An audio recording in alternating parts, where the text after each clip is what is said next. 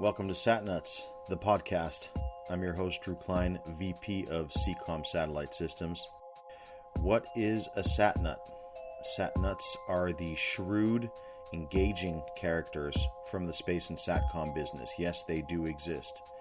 This podcast is where we discuss past decisions, current markets, and future endeavors. This episode of the podcast is brought to you by CCOM Satellite Systems. CCOM is a pioneer and world leader in the mobile auto-pointing satellite antenna business. The company has sold more than 9,000 systems into over 100 countries. The product line includes vehicle-mounted driveaways, transportable case-based flyaways, backpack man-pack antennas, and fixed motorized products. All come with CCOM's proprietary iNav View controller system, which enables users to find broadband via satellite with just the push of a button.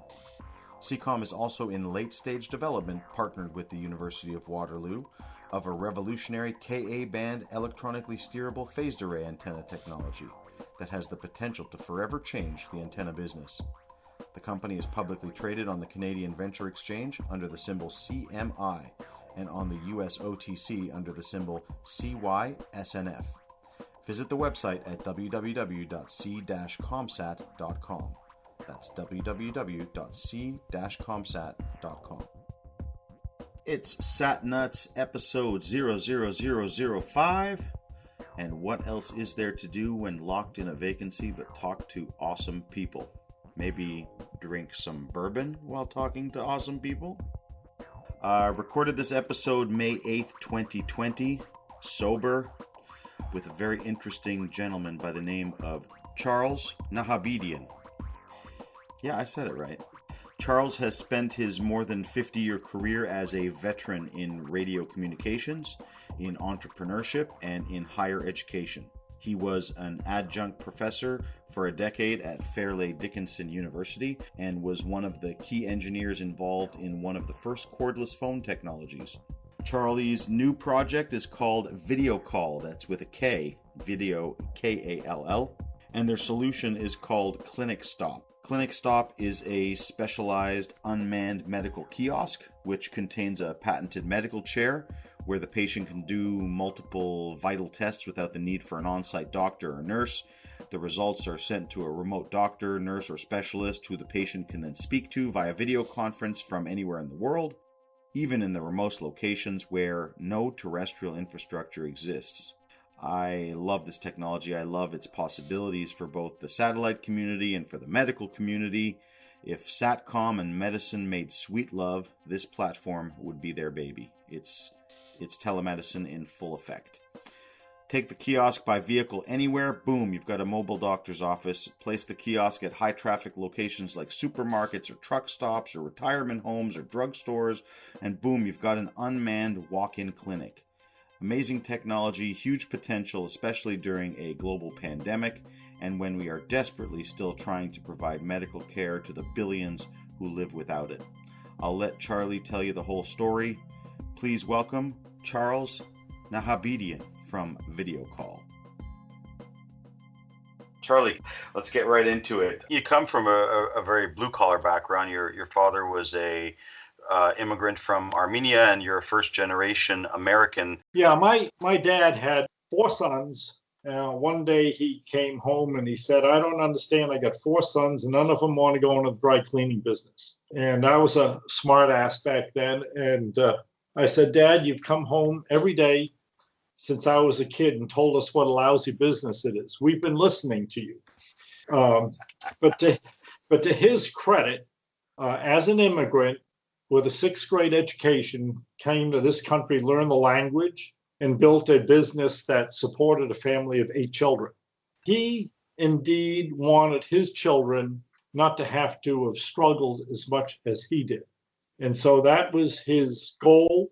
But in any event, what was probably more impressive on me is that when any one of us got sick, and by the way, Mom didn't drive, which was traditional, as an immigrant also. Dad had to leave a store and drive us to the next town to see the family doctor. So it was a major inconvenience for us to see a doctor. And even at that early age, I I realized that there has to be an improved way of accessing healthcare. But it wasn't until I started comparing notes with my co-founders and my telecom background that we're able actually to pull everything together to solve healthcare access in a completely new and different way. CLINICSTOP is a fascinating technology. Basically, it's an unmanned micro health clinic that has the potential to change the traditional healthcare visit as we know it. Can you tell us a little bit about this offering for the telemedicine market, where you're at now and where you're going? Sure.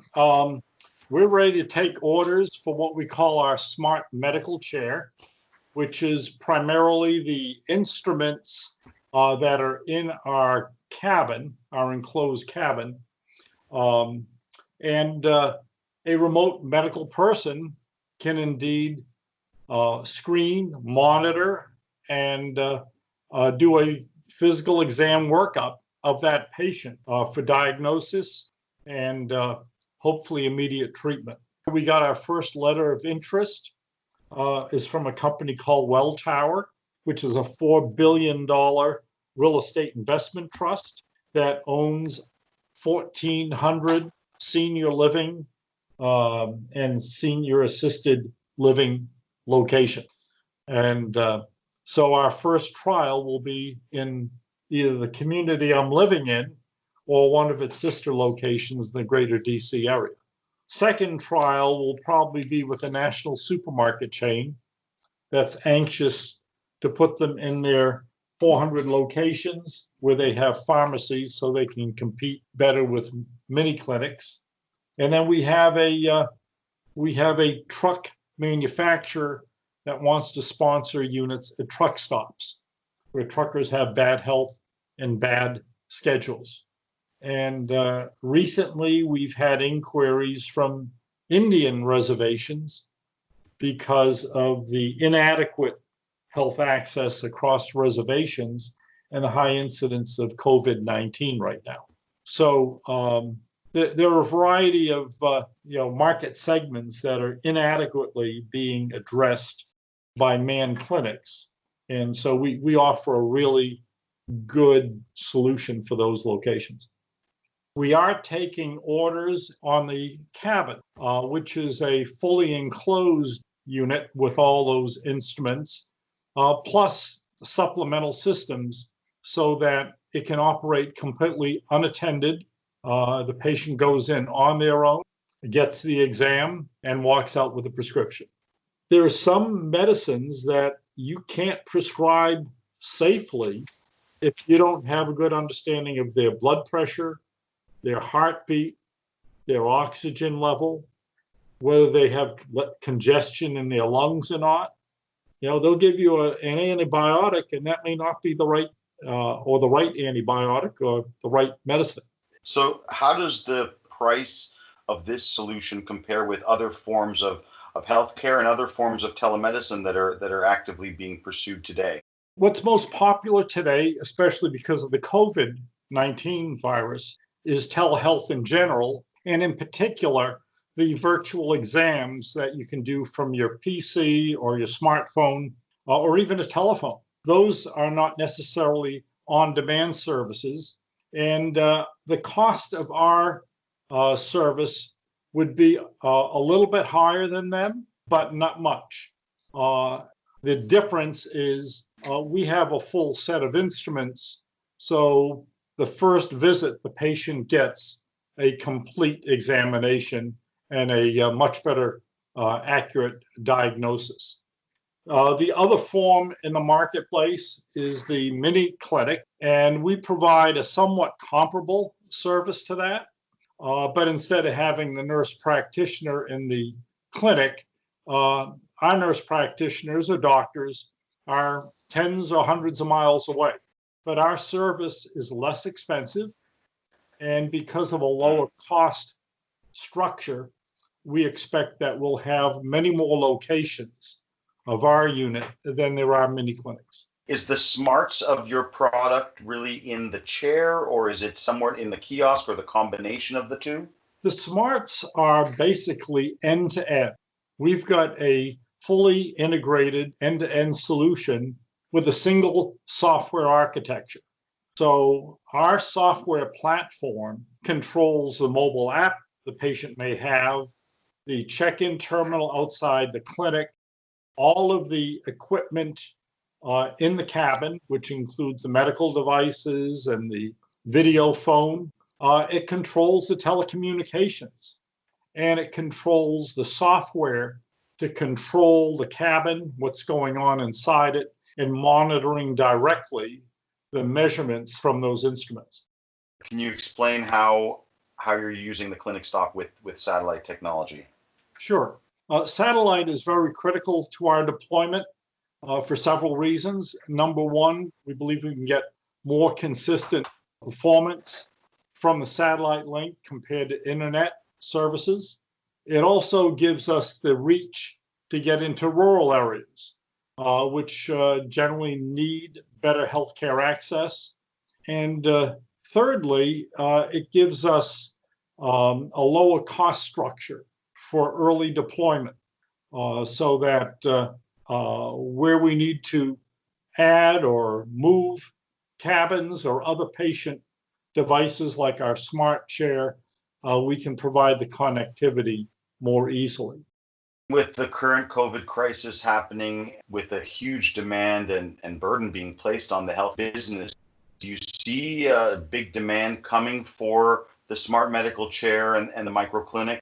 Yes, and for different reasons. The clinic very nicely is suited for patients with COVID-19, or for that matter, other illnesses, because number one, we clean the instruments that the patient handles after the patient leaves, and we also sanitize the cabin between patients. The patient is entering an environment that is more sanitary than most doctors' waiting rooms, and probably only beat by an ICU. The chair is also attractive because it can be placed more economically in more places. And if it's put in a confined area, such as a medical tent for temporary housing of patients, or a quiet room, there are portable sanitizing units that could indeed sanitize the entire chair after each patient use. And most of the applications or use cases we've seen for the chair would probably have an attendant, and that attendant could manually wipe down the patient handle instruments. So there are different uses depending on for each of those units. You know, other than maybe the cleanliness issue, there are some other pushback or arguments against the smart medical chair that you're dealing with on a daily basis that you have to fight against? We did some early market research, which included one study just on doctors and healthcare workers. Basically, the feedback was they saw value in what we were doing. They would recommend it for their family and friends. Some of them, indeed, a significant amount saw it as competition, but they also saw value in it if we kept the primary care physician in the loop, meaning if I was ill and I went to one of our cabins, at the end of that visit, my primary care physician would get a report on that visit. Now, today, if you go to a telehealth provider like Teladoc or MD Live, they have a record on you from your visits to them, but your PCP, your primary care physician, is out of the loop. You can go to a mini clinic or an urgent care center, and again, your primary care physician doesn't get any report. We're proposing to keep the primary care physician in the loop if the patient gives us permission. So we've not had any pushback. As a matter of fact, we have a 5-office medical practice that's signed up to be a medical provider for the full state of Maryland because they see it as an opportunity to better serve their constituents and those beyond, and they see it a natural extension of what they currently do. That's great. It's very interesting that you are seeing such a thing, because you're going to need doctors in many different locations who can speak the many different languages if you plan to, say, put these micro clinics, these kiosks into remote locations all over the world. Is that the long-term goal for VideoKall, to be able to put these kiosks and micro chairs in various places all around the world? Generally speaking, yes, but we'll do it under different sets of circumstances for each state or country, and we'll do it differently depending on the environmental requirement. So, for example, we did a proposal to the Congo. We were invited to give a proposal. It was sponsored by a Belgian hospital that supports the Congo. The miners had high incidence of TB and other illnesses, and they would have to truck them or fly them, including their mining management, out to a big city hospital to get examined and then presumably provide treatment. So we gave them a proposal where we used a converted sea container and we put multiple cabins in there, and we also had some additional medical equipment, power generator, and the like. So if a miner was not feeling well, they could go inside, get examined by a doctor in Belgium, and then be prescribed the appropriate treatment. And eventually that medical provider function would have been transferred to the Congo, to a hospital in the Congo. But in any event, we also had a truck that was equipped, again, because of satellite, we could take that around to the smaller mines and the smaller villages. And so that was a complete proposal, a little bit too expensive for the mining company by themselves. We didn't have the bandwidth to explore other funding sources like the government. But I think it illustrates what we'll be able to do depending on the requirements in a particular country. The other point you mentioned is an excellent one. When we deploy in other countries, we will basically have local partners. And one of those partners would indeed include a software developer that can convert from our English to the foreign language of choice or foreign languages of choice, so that it can be more easily acceptable by the users. So for the investors in this business, where's the money? Is the money in the software? Is the money in the service or the insurance? How does an investor, where are you at in terms of investors, by the way? And maybe you could tell us a little bit more about that. But I'm very curious to know is, how do you make money from this? Let's address that question. We make money by either sale or lease of the equipment, meaning the cabin or the smart medical chair, the terminals at the remote medical provider. That, as I said, is either a purchase or a lease, and we have third-party vendors. We also have a maintenance contract once the warranty ends, which also provides some ongoing revenue. But most importantly, those revenue streams cover the endpoints of equipment. And we need to cover the cost of satellite service. We got to need to cover the cost of the medical practitioner. And we have support services that we provide that we also need to cover. So we would collect a platform use fee from the medical provider, who presumably is in the collections business for that medical service. And we would indeed have that revenue would continue to grow as we get more patients using the platform in more places. The business model builds very nicely, not only on the architecture, but based on coverage of costs for the functions that we offer. My best friend is a urologist. He's described to me in detail how the current COVID disaster has totally changed, upended his normal day-to-day operations. He's spending hours of his days on telemedicine visits. And in fact, he told me about 80% of the time, he doesn't need to physically touch the patient. He can do it through pictures or video or FaceTime. They all work. He can do the diagnosis in under 1 minute in most cases. Would it increase dramatically in terms of the number of patients that could be seen on a daily basis? The answer is yes. The medical doctors, we've got 2 active on our team, and we've got 2 others, one a pulmonologist, one a cardiologist, that are advisors. And they have consistently indicated to us that a typical full exam would take around 10 minutes when the doctor knows the patient. And that makes a huge difference. And so that's the leverage that your personal doctor has, whether it's a specialist or not, versus a doctor at American Well or Teladoc that has casual knowledge of you, if any at all. So if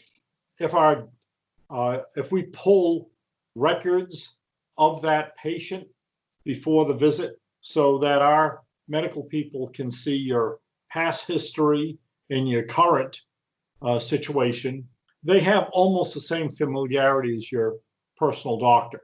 And so we think that if there's a need for a 1-minute exam, it'll be a 1-minute exam, but in most cases, we think it'll be more like 5 or 10 minutes. So how many can we do in an hour? If they were 10-minute visits and we've got about a 5 or 6 minute cycle between visits for the sanitization, we're believing that we can get about 3 patients per hour.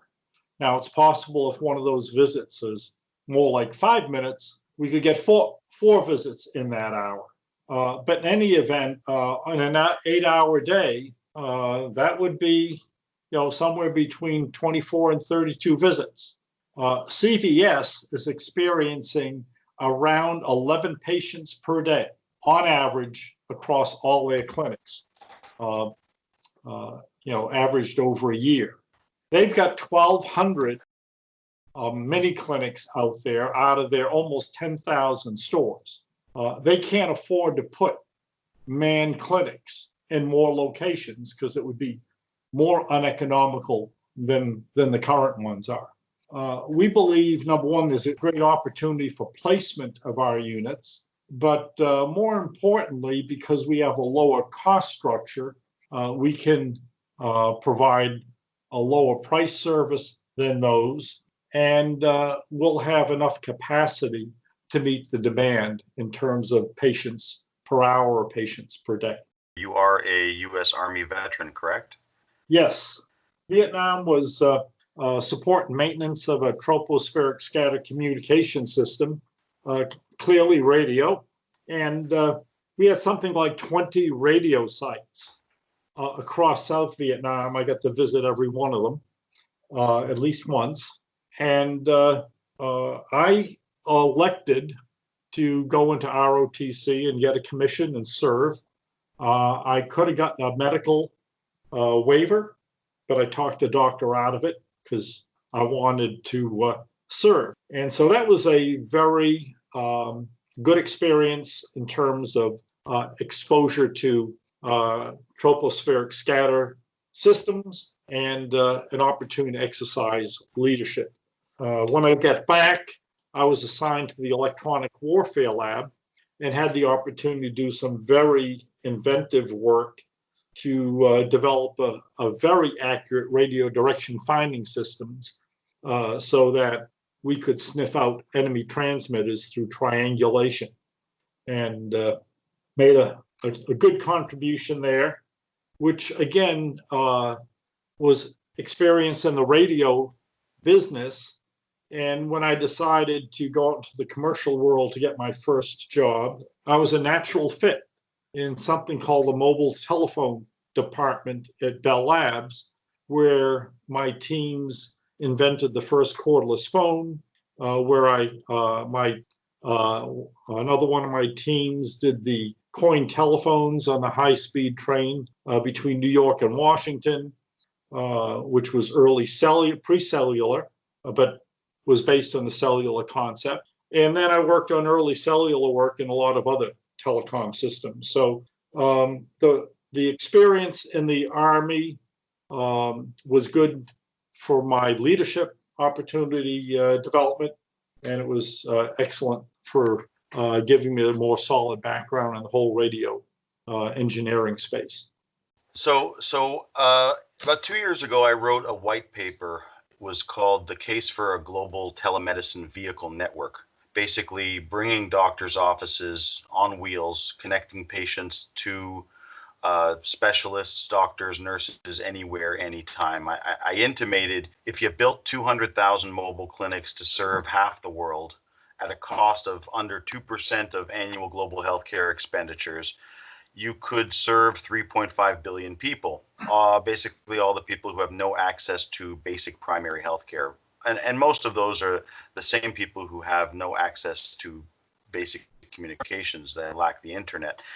Is this product, is your solution going to be used in such a way where we might be able to start serving those who don't have access to basic primary healthcare, or is it going to be beneficial mostly to those in the first world who have access to it but live in medical deserts or some distance away from appropriate healthcare? There are mobile clinics today, sponsored by university hospitals. They're sponsored by federally subsidized clinics and a variety of other systems and entities. But almost all of those have a medical person on them, a doctor and a nurse. And so you're dedicating a medical person to be driving that around 50 or 100 miles or 200 miles a day. And so that time driving is really poor utilization of that medical expertise. You've got ambulatory services, which we have in all our major cities. And there are paramedics there who have a certain amount of medical skills and are obviously needed as first responders for that purpose. But they're also linked by telemedicine, usually to the ER, so that they can get the right expertise. We define a whole new space because we're talking about putting the equivalent of our cabin in a van or a trailer or a mobile home. And Drew, you or I with no medical background could drive that around. And the patient could be connected when we stop, that is. The patient could be connected to a doctor, a specialist, a nurse practitioner, and they could get their expert medical diagnosis and a treatment plan without having a doctor or a nurse driving that vehicle around. And satellite is so important for that kind of service. And we're exploring partnerships with firms that could support that concept. And it, as I mentioned earlier, a version of that we actually proposed for the Congo. And we found a company in South Africa that we could partner with to create those vehicles with our patient unit in it. So yes, I think when you look at places like Africa, India, Saudi Arabia, even the Philippines, as crowded as that is in some cities, there is a place where you need to take a mobile medical vehicle, and it doesn't take a trained medical person to drive that out there.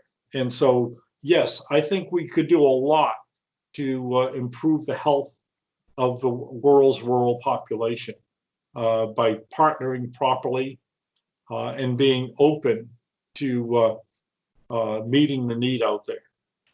And so fast forward 10 years, best case scenario, what do you see for VideoKall and CLINICSTOP? How many systems are out there? What's your best case scenario for the company?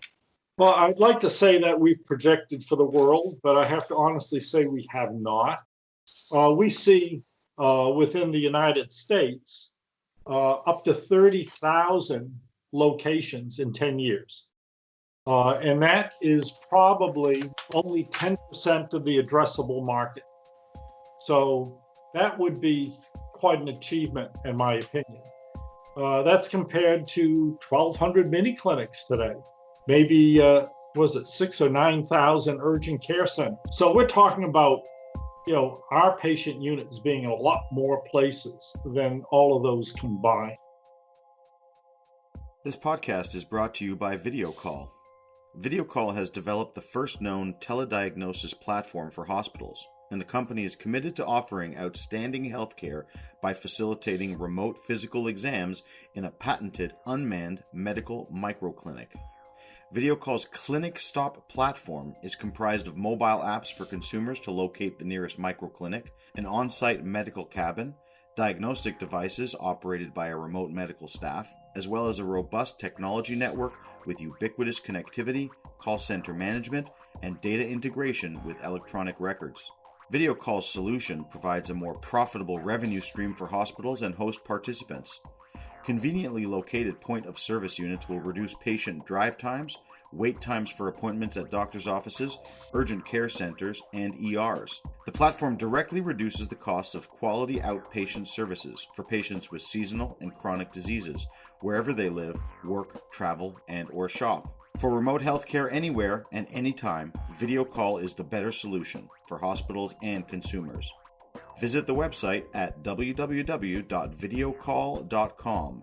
That's www.videokall.com. Subscribe to SatNuts the podcast. Also rate and review on Apple Music, Spotify, YouTube, SoundCloud, and anywhere fine podcasts are downloaded for free. Audio engineering provided by Ben Klein. Music provided by Bacon Jew. Special thanks to the entire CCOM staff. Stay nuts, everybody.